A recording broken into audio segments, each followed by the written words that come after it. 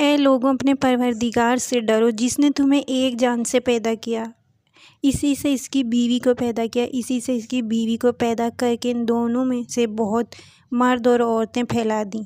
اس اللہ سے ڈرو جس کے نام پر ایک دوسرے سے مانگتے ہو اور رشتے ناطے توڑنے سے بھی بچو۔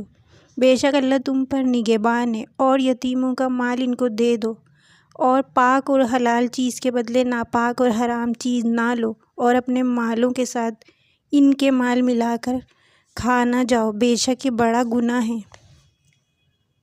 اگر تمہیں ڈر ہو کہ یتیم لڑکیوں سے نکاح کر کے تم انصاف نہ رکھ سکو گے اور عورتوں میں سے بھی تمہیں اچھی لگیں تو تم ان سے نکاح کر لو، 2 3 3 4 سے، لیکن اگر تمہیں برابری نہ کر سکنے کا خوف ہو تو ایک ہی کافی ہے۔